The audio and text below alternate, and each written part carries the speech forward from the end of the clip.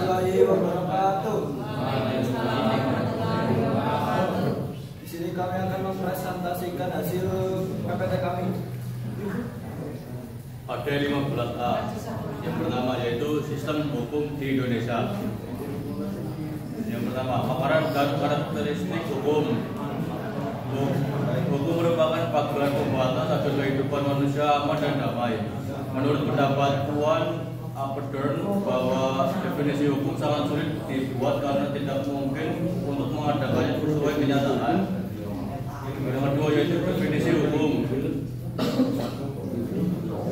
A. Peraturan bersifat memaksa. B. Sanksi terhadap pelanggaran peraturan adalah tegas. Yang ketiga yaitu ketentuan hukum. A. Menjamin kepastian hukum bagi setiap orang di masyarakat. B. Menjamin ketertiban, ketentraman, kedamaian dan keadilan. Penggolongan hukum berdasarkan sumbernya: 1. Hukum undang-undang, 2. Hukum kebiasaan, 3. Hukum frontal, 4. Hukum jurisprudensi berdasarkan bentuknya: 1. Hukum tertulis, 2. Hukum tidak tertulis berdasarkan tempat berlakunya: 1. Hukum nasional, 2. Hukum internasional, 3. Hukum asing, 4. Hukum gereja berdasarkan waktu berlakunya: 1. Konstitutum atau positif, 2. Konstituendum atau negatif berdasarkan wujudnya: 1. Hukum objektif, 2. Hukum subjektif berdasarkan sifatnya: 1. Hukum memaksa, 2. Hukum mengatur berdasarkan cara mempertahankan: 1. Hukum material, 2. Hukum formal berdasarkan isinya: 1. Hukum publik, A. Pidato, B. Tata negara, C. Tata usaha negara, D. Internasional. 2. Berdasarkan privat atau sipil, A. Hukum perdata, B. Hukum perniagaan atau dagang.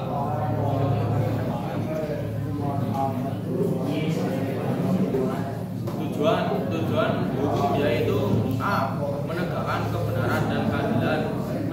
Mencegah tindakan yang semena-mena, C. Melindungi hak asasi manusia, D. Menciptakan suasana yang tertib, tentram, dan aman dan damai. KD15B. Sistem peradilan di Indonesia. Maka lembaga peradilan adalah wahana bagi setiap rakyat yang mencari keadilan untuk mendapatkan haknya sesuai hukum yang berlaku. Klasifikasi lembaga peradilan. Dalam pasal 18 Undang-Undang Republik Indonesia Nomor 48 Tahun 2009 tentang kekuasaan kehakiman disebutkan bahwa kekuasaan kehakiman dilakukan oleh majelis MA dan badan peradilan yang berada di bawahnya dalam lingkungan peradilan umum, agama, militer, tata usaha negara, dan sebuah MK peradilan sipil. 1. Peradilan umum, 2. Peradilan khusus.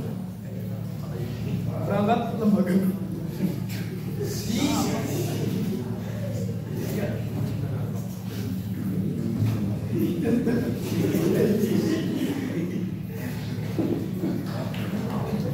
Perangkat lembaga peradilan: 1. Peradilan umum, 2. Peradilan agama, 3. Peradilan tata usaha. KD15C. Sikap yang sesuai dengan hukum. Sikap taat terhadap hukum: 1. Menganalisis macam-macam perbuatan yang bertentangan dengan hukum dan sanksi yang sesuai dengan hukum. 2. Menghindari perbuatan yang negatif. 3. Patuh terhadap peraturan. Kesimpulan, karakteristik dari hukum adalah adanya perintah dan larangan serta harus dipatuhi semua orang. Ketentuan hukum berupa menjamin kepastian hukum bagi setiap orang, menjamin ketertiban, keamanan, kenyamanan, keadilan, kedamaian, kemakmuran, kebenaran, kebahagiaan, dan menjaga jangan sampai terjadi perbuatan main hakim sendiri.